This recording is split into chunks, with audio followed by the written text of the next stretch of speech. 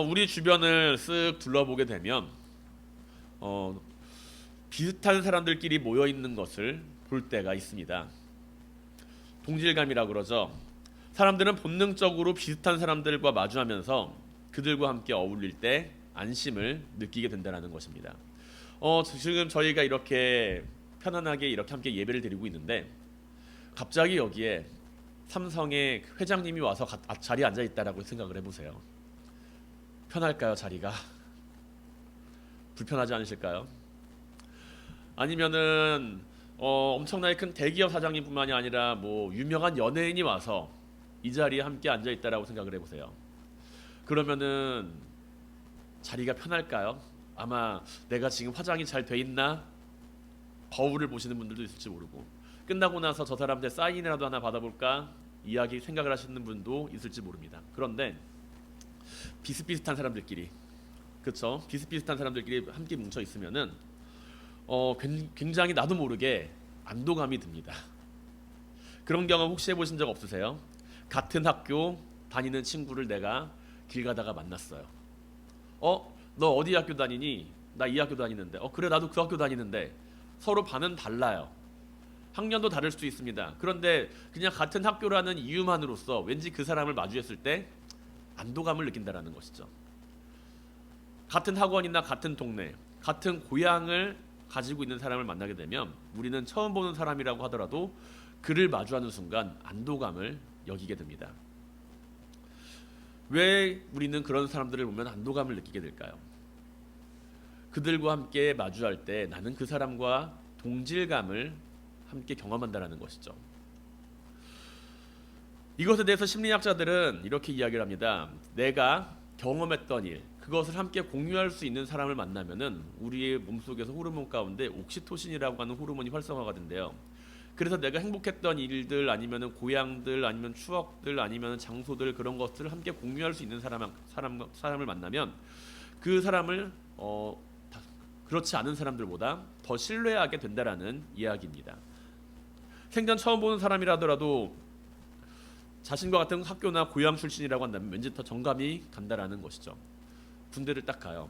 군대를 딱 가면은 전국 팔도에서 이제 다 이제 모이는 사람들이 있습니다. 그런데 이제 거기에서 딱 들어갔을 때 처음 보는 사람인데 동양인이래요. 같은 지역 사람이래요. 그러면은 그 사람이 왠지 모르게 나한테 잘해주는 것, 그리고 나도 왠지 모르게 그 사람한테 잘해주는 것을 느낄 수가 있습니다. 제가 군대 갔을 때요.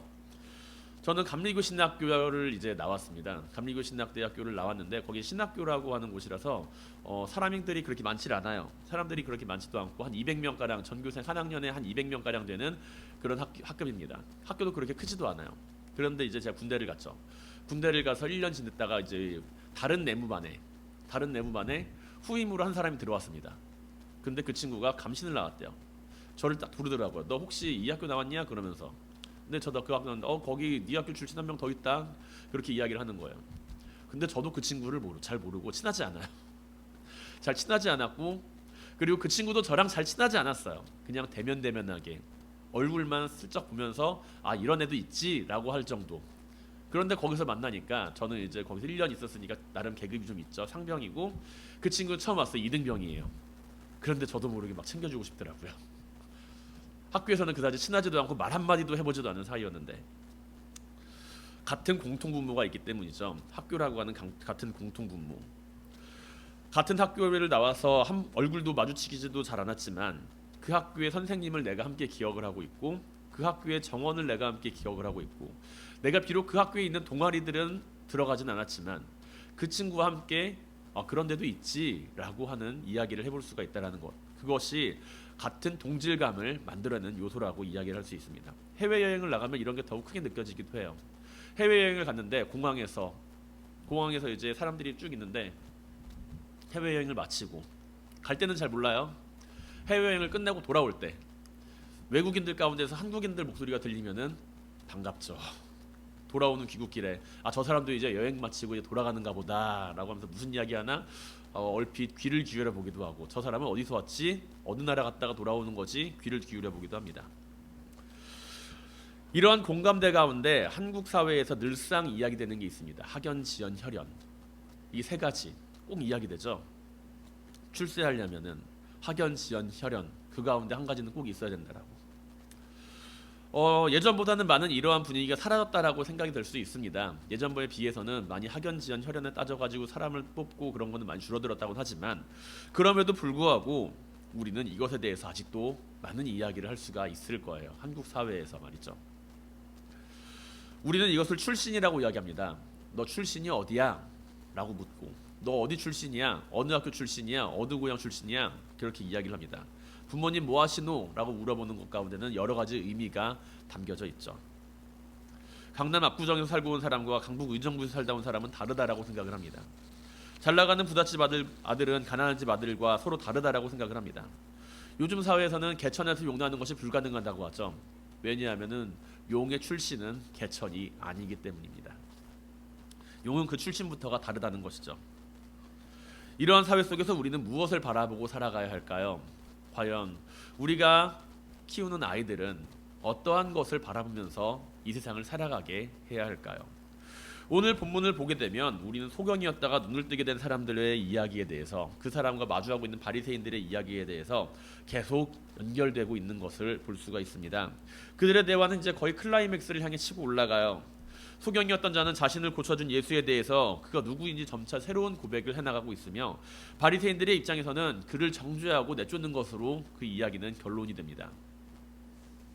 태어날 때부터 소경이었던 사람의 이야기는 매우 단순하지만 반박할 수가 없는 주장이에요. 태어날 때부터 소경이었던 사람은 자신의 눈을 뜨게 해준 예수라고 하는 그 인물에 대해서 없는 말을 지어낸 것이 아니고 자기 자신이 증거가 되기 때문에 강력한 증언을 통해서 사람들 앞에서 예수를 증언했죠.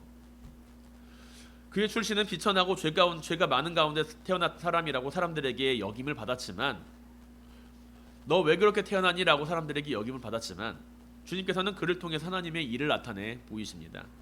앞이 보이지 않았던 사람이 보게 된 것이 하나님의 일일까요? 많은 경우 우리는 그렇게 생각을 해요. 앞을 보지 못했던 사람이 눈을 뜨게 된 것이 하나님의 일이다라고요. 하나님께 영광을 돌리게 된 것은 하나님께서 이 사람을 통해서 하신 일, 그것을 우리가 이야기를 할 때 눈먼 소경이 앞을 눈을 뜨게 됐으니까 그것이 하나님께서 하신 일, 하나님의 일을 나타내 보이신 것이 아닌가라고 이야기를 하지만 주님께서 말씀하신 하나님의 일을 행한 것은 소경이 눈을 뜬 게 아니라는 것이죠. 눈을 뜬 소경이 한 일로 말미암아 하나님은 자신의 일을 하셨다라는 겁니다. 두 가지 차이점을 아시겠어요? 소경이 눈을 떴다라고 하는 사실, 그 사실을 하나님께서 하신 일이 분명합니다. 하나님이 아니고서는 그렇게 일을 할 수가 없겠죠. 그런데 단순하게 소경이 눈을 떴다라고 하는 그 사실이 하나님께서 원하시는 일은 아니라는 거예요. 소경이 눈을 뜸으로 말미암아 발생했던 그 모든 일들이 하나님께서 원하시는 일로 이루어졌다라는 것이죠. 주님께서는 말씀하세요. 이 사람이 소경인 이유가 무엇입니까? 우리는 소경인 사람이 눈을 뜨게 된 것에 대해서 하나님의 일을 생각을 하지만 주님께서 말씀하시는 일은 이 소경이 눈을 뜨게 됨으로써 마주하고 그 마주하는 일 가운데 하게 될 일들에 대해서 그것을 하나님의 일을 할 것이다 라고 말씀을 하고 계신다라는 것이죠. 소경이었던 사람은 사회적으로 어떤 위치였습니까? 비천한 위치, 죄인이라고 여기는 위치, 그러한 자리에서 살아갔지만 하나님은 그의 입을 통해서, 그의 증언을 통해서 예수님이 어떤 분이신지에 대해 사람들에게 이야기하게 하셨다라는 이야기입니다. 바리새인들은 예수를 죄인이라 말하지만 소경이었던 사람은 예수가 누구인지 몰랐어요. 처음에는 그냥 들리는 이야기에 예수라고 하는 사람이 자기의 눈을 뜨게 해줬습니다 라는 것 정도로만 알고 있었다는 것이죠. 예수가 죄인인지 아닌지에 대해서도 관심이 없었고 그가 어떤 사람인지에 대해 뜬소문으로만 이야기는 들었을지는 모르지만 그가 이제 사람들에게 하는 이야기를 보게 되면 그는 예수에 대해서 깊은 고민을 하지 않았던 것을 볼 수가 있습니다. 그리고 아이러니하게도 이 소경이 눈을 뜨게 된 것으로 말미암아 예수를 고백해 나가는 그 과정을 보게 되면 우리는 그 옆에서 바리새인들이 자꾸 그 사람 옆구리를 쿡쿡 찔러대면서 너 예수가 너를 고쳐준 사람이 누구야 주변 사람들이 쿡쿡 찌르는 모습을 통해서 이 사람이 예수에 대한 생각이 점점점 바뀌게 되는 것을 바라볼 수가 있어요. 처음에는 어땠나요? 바리새인들이 맹인을 불러세우지 않고 처음에 주변 사람들이 그 사람을 불러세웁니다. 그리고 나서 코치코치 깨물어요. 그리고 주변 사람들의 끊임없는 질문에 대해서 소경이었던 사람은 자신에게 찾아왔던 그 예수라고 하는 사람, 그 사람에 대해서 자신이 경험한 것을 바탕으로 솔직하게 그냥 이야기를 합니다. 그래요. 내가 지금 눈을 떴습니다. 예수라고 하는 사람이 와서 여차저차해서 내 눈에다가 침뱉은 진흙을 발라가지고 뭐 어떻게 저쩌고 했더니 내가 눈을 떴어요. 예수라는 사람이 나에게 그런 일을 행했습니다. 라고 이야기를 합니다. 그 이야기를 듣고 바리새인들이 찾아와요. 예수님을 어떻게 해서는 좀 모함하고 좀 이제 괴롭히려고 하는 그 사람들이 찾아옵니다. 그리고 와서 그 사람이 그 바리새인들이 소경이었던 사람을 데려다가 이제 신문을 하기 시작합니다. 누가 당신의 눈을 뜨게 했습니까? 잘을 모르겠는데 선지자가 그런 것 같습니다.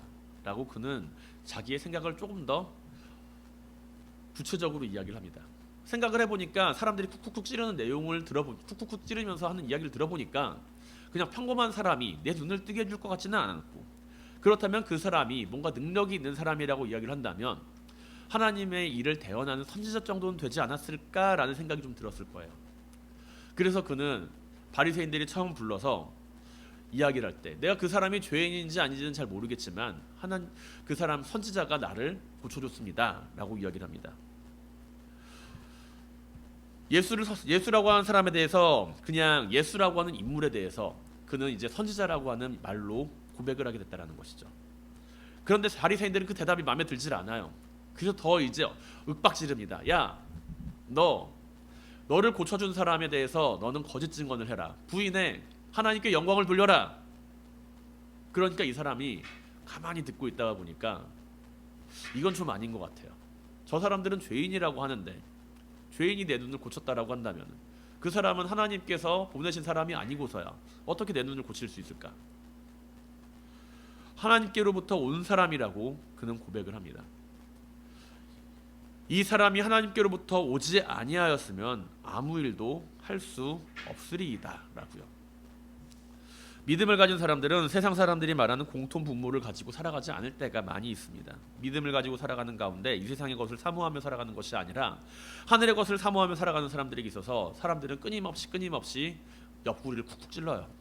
네가 믿는 예수가 누군데 도대체? 뭔데 도대체? 너는 뭔데 왜 그런 이야기를 하는 거야? 왜 너는 나랑 똑같이 살지 않고 왜 그런 이야기를 하는 것이? 세상의 가치를 추구하고 따르는 사람들은 하나님을 믿으며 살아가는 사람들을 향하여서 어떻게 그렇게 살 수 있는지를 묻습니다. 손해보는 삶을 살아가고 땅의 이익이 아니라 하늘나라의 하나님이 원하시는 삶을 살아가는 그 모습 안에서 자신들과 다른 분모를 가지고 살아가는 사람들의 믿음의 이야기는 그들에게 듣기 거북하겠죠. 미련하게 보일 수도 있습니다. 그리고 예수에 대해서 부정하고 부인하는 가운데 나는 예수를 믿지 않아. 나는 예수를 믿지 않는데 너는 왜 그렇게 살아? 예수가 누구인지에 대해서 그들은 끊임없이 우리에게 쿡쿡 찌르면서 너 예수가 아니라고 한번 이야기를 해봐. 그렇게 이야기를 할지도 몰라요. 보잘것없는 사람이잖아. 그런데 그렇게 사람들이 우리의 옆구리를 찌를 때, 예수에 대해서 예수 별 볼 일 없는 사람이잖아. 그렇게 옆구리를 찌를 때 그거 그냥 사람이잖아 라고 이야기를 할 때, 그 사람 조금 역사 속에 등장했던 한 위인에 불과하잖아 라고 이야기를 할 때 우리는 그 순간 예수 그리스도에 대해서 생각을 하게 된다는 것이죠. 과연 내가 믿는 예수님은 누구인가? 내가 경험한 예수 그리스도는 과연 누구인가? 그렇게 생각을 하게 되면서 우리는 예수 그리스도에 대한 고백을 가지게 된다는 것입니다. 주님에 대한 고백이 언제 가장 많이 생겨났을까요? 예수님에 대한 그 고백, 나는 예수를 믿습니다 라고 하는 그 고백이 언제 가장 많이 생겨났을 거라고 생각을 하세요? 행복할 때, 부귀영화가 넘쳐날 때? 그렇지가 않다라는 것이죠. 예수에 대한 고백은 의외로 고난 가운데 사람들이 예수를 부인하라고 할 때, 고난 가운데 사람들이 예수를 버리라고 할 때, 고난 가운데 사람들이 예수를 발로 밟고 지나가라고 할 때, 그때 사람들은 더욱 많은 사람들이 자신의 믿음에 대한 고백을 사람들 앞에서 이루어낸다는 것입니다. 왜냐하면 많은 사람들이 예수에 대해서 거짓이라 이야기를 하고 부인하라고 이야기를 할 때 그들은 자신이 믿는 예수 그리스도에 대해서 다시금 생각하게 되고, 과연 예수 그리스도가 진짜인가 가짜인가 다시금 생각하게 되고, 그리고 그로 말미암아 결론적으로 도달할 수 있는 것은 나를 구원하실 분은 예수밖에 없다라는 결론을 내리게 된다는 것이죠. 비온 뒤에 땅이 굳는다는 속담이 있습니다. 주변 사람들의 외침 속에서 과연 예수가 하나님의 아들일까라고 생각하고 의심하였던 그 모습 속에서 주님을 인격적으로 만나게 될 때 자신도 모르는 사이에 우리는 하나님의 영에 감동된 사람들로서 예수 그리스도에 대해서 고백을 할 수가 있게 된다라는 것이죠. 그래서 주님께서는 이야기를 하십니다. 하나님의 아들로서 이 땅에 오신 주님, 너희는 사람들이 나에 대해서 무엇이라고 이야기를 하느냐라고 제자들에게 묻게 되었을 때, 더러는 선지자요 더러는 엘리야라고 이야기를 하였다라고 제자들은 그렇게 이야기를 할 때, 그렇다면 너희는 나에게 내가 누구라고 이야기를 하느냐라고 이야기를 합니다. 주님께서는요. 그리고 가장 유명한 시몬 베드로의 대답이 있죠. 주는 그리스도시요 살아계신 하나님의 아들이십니다. 시몬 베드로가 그러한 고백을 할 수 있었던 것은 그가 편안하고 안락한 생활 가운데 있었기 때문에 그러한 고백을 할 수 있었던 것이 아니라, 주님을 박해하는 세력들을 바라보게 되고 그로 말미암아 자신들도 편안하게 살아가지 못하는 삶을 바라보게 되었을 때 주님을 향한 믿음의 고백이 나타나게 되었다는 것이죠. 그래서 주님께서는 이야기를 하십니다. 시몬아, 너에게 그런 고백을 하게 하신 이는 하늘에 계신 아버지시다라고요. 소경은 어떻습니까? 우리가 오늘 본문 가운데 등장하는 이 소경의 이야기, 이 소경의 이야기를 바라보게 되면 우리는 소경이 점점 주님에 대해서 이야기를 하고 고백을 하는 과정을 마주하게 됩니다. 많은 사람들이 그를 만나서 예수에 대해서 이야기를 하라고 할 때, 많은 사람들이 그에게 와서 주님이 누구냐고 물었게 되었을 때, 너를 고친 사람이 누구냐고 이야기를 할 때, 소경은 주님에 대해서 점점 더 생각하게 되었다라는 것이죠.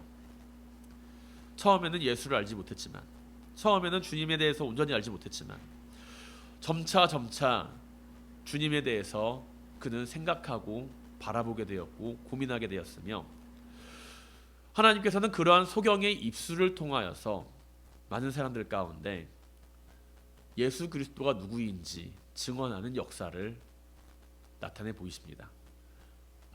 소경의 출신은 어떻습니까? 소경의 출신은 사람들에게 죄인이라고 여겨지는 생이었습니다. 그 누구에게도 축복받지 못하는 삶이라고 여겨지는 모습이었습니다. 그 자신도 자기가 어째서 이러한 일을 감당해야 하는지 모르는 상황이었습니다. 그러나 그가 소경이었을 때 눈을 뜨게 된 것으로 말미암아 하나님께서는 그를 통하여서 하실 일을 나타내 보이셨죠. 단순히 소경이 눈을 뜬 게 중요한 게 아닙니다. 단순히 소경이 눈을 떴다, 그 사실이 중요한 것이 아니라 그로 말미암아 그가 예수 그리스도를 알게 되고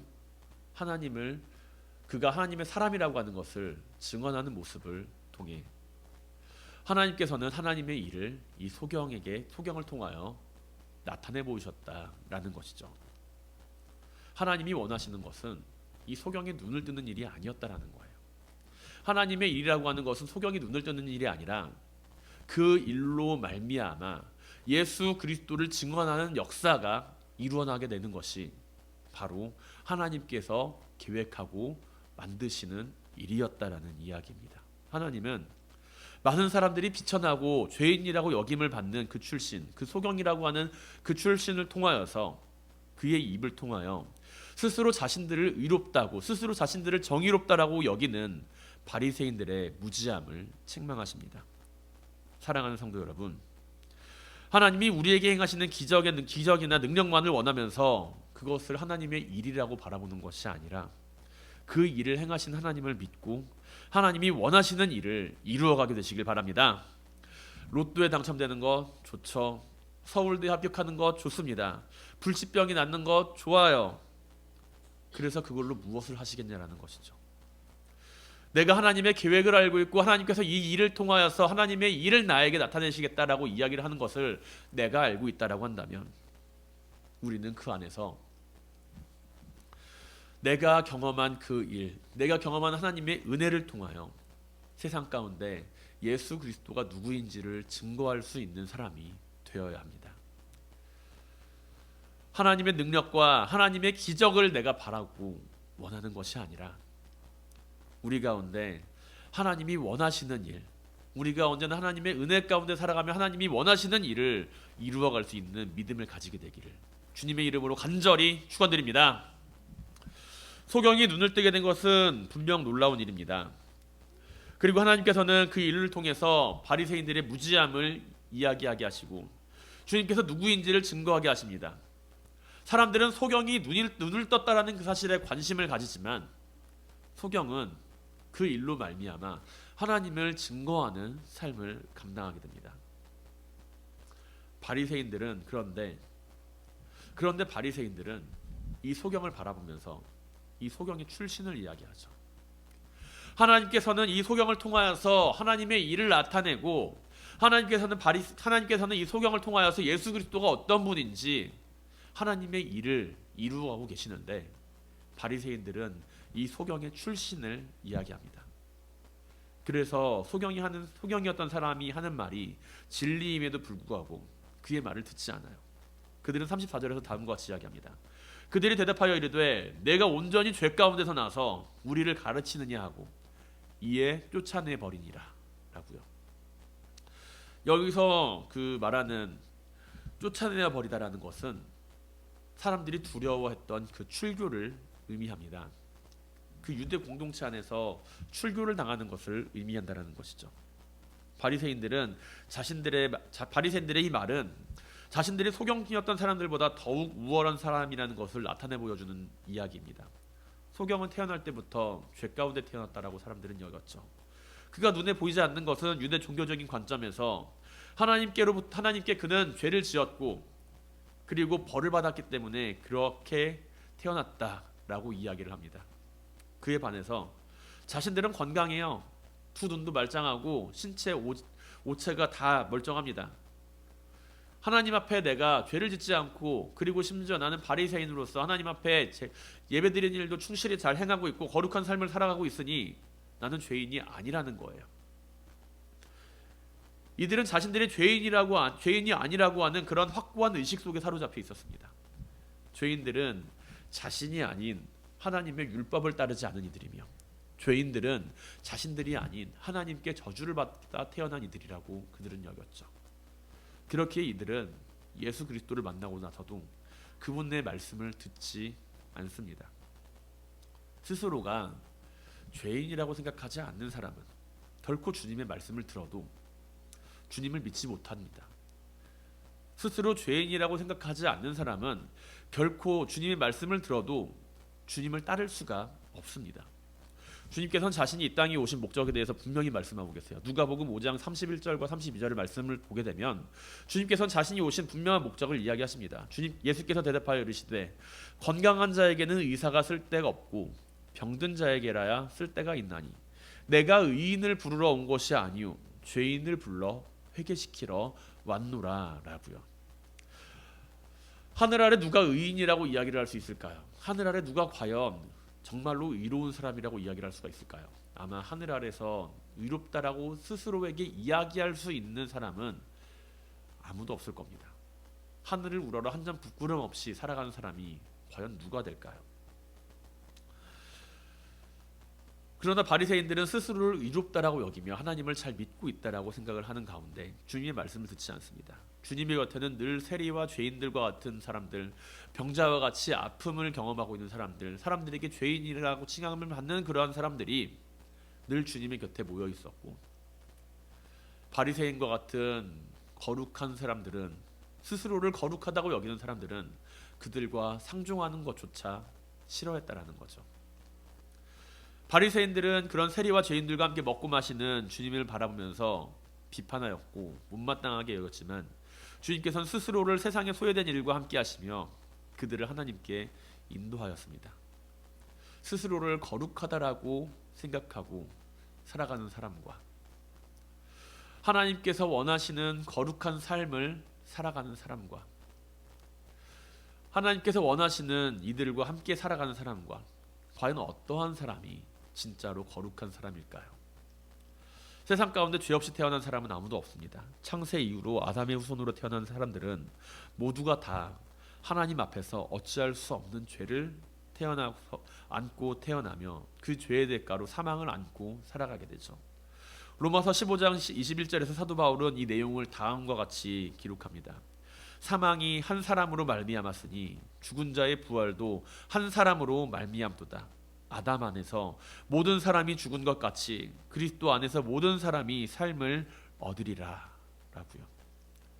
우리는 이 세상을 살아가면서 모두가 다 다양한 출신을 가지고 살아갑니다. 어떤 사람은 고위직에서 살아갈 수 있는 사람들도 있고, 어떤 사람은 자신의 재능을 10분 발휘를 해서 세상 가운데 떵떵거리며 사는 사람들도 있습니다.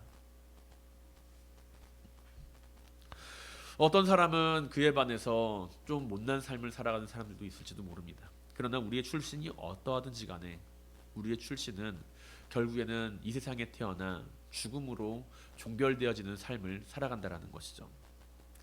오는 순서가 있어도 가는 순서가 없다는 말은 얼마나 우리가 죽음과 가까이 하고 살아가고 있는지에 대해서 이야기를 하고 있습니다. 산업공상 모든 사람들이 다양한 직업을 가지고 다양하게 살아가며 그 출신을 넘어서기 위해 노력하지만 그들이 결코 극복하지 못하는 출신의 한계가 있다는 것이죠. 바로 피조물로 태어난 그 출신의 한계는 어떻게 발버둥을 쳐도 벗어날 수가 없습니다. 언젠가 마주하게 될 결말은 모두가 동일합니다. 그렇기에 중요한 것은 우리가 이 세상을 살아가면서 우리가 가지고 있는 그 출신의 한계를 분명하게 마주하고 스스로 교만하지 않으며 주님을 믿고 살아가는 것이죠. 내가 스스로 죄인이 아니다라고 이야기를 하면서 교만하게 살아가는 것이 아니라 우리의 한계를 분명하게 인식하고 마주하며 주님을 믿음으로 말미암아 그 가운데 구원받은 인생으로 살아가야 한다라는 이야기입니다. 주님께서는 분명하게 이야기를 하셨어요. 그리고 하나님께서는 분명하게 우리에게 말씀하고 있습니다. 하나님이 세상을 이처럼 사랑하사 독생자를 주셨으니 이는 그를 믿는 자마다 멸망치 않고 영생을 얻게 하려 하심이라. 사랑하는 성도 여러분, 우리가 이 땅을 살아가면서 언제나 교만하지 않고 영원한 생명을 사모하는 겸손한 믿음의 삶을 가지고 살아갈 수 있게 되길 바랍니다. 스스로 교만하여 죄인이 아니라고 말하고 타인보다 우월하다고 여기는 인생을 살아가는 것이 아니라 주님 앞에서 늘 겸손하고 정직하게 살아가시길 바랍니다. 우리의 인생을 바라보면 영적으로 교만할 때가 있습니다. 늘 욕심으로 가득 차 있을 때가 있습니다. 내가 눈을 뜨고 있지만 눈뜬 소경으로 살아갈 때가 너무나도 많이 있습니다. 내가 주님을 바라보고 있다라고 이야기를 하지만 나는 내가 주님을 바라보지 못한 채 그 눈이 어두워져 있을 때가 많이 있습니다. 우리는 모두가 다 죄인입니다. 하나님 앞에서 우리는 모두가 다 죄인입니다. 그 가운데 우리가 하나님을 믿으며 예수 그리스도를 주로 고백하는 가운데 하나님께서 주신 은혜로 말미암아 구원에 대한 확신을 가지고 살아가고 있을 뿐이라는 것이죠. 구원에 대한 확신을 가졌다고 해서 죄인이었던 나의 신분이 사라지는 것은 아닙니다. 주님께서 그 죄인이었던 그 신분을 개의치 않으시고 우리를 사랑하고 계시기에 우리는 구원받은 사람이 될 수 있다라는 것이죠. 모두가 눈을 감고 있는 세상에서 눈을 뜬 사람은 이상한 취급을 받습니다. 모두가 눈이 하나 있는 세상에서 눈이 두 개인 사람은 이상한 사람을 취급을 받게 되겠죠. 그러나 우리는 알고 있습니다. 눈이 두 개인 사람이 바로 우리이고 눈을 감지 않고 눈을 뜨고 살아가는 사람들이 바로 우리라는 것을요. 언제나 겸손하고 정직하게 주님을 따라 살아가며 눈뜬 소경이 아니라 우리가 진정으로 주님을 바라보며 하나님의 구원의 은혜를 경험하며 살아가는 모든 성도님들이 되시기를 주님의 이름으로 간절히 축원드립니다.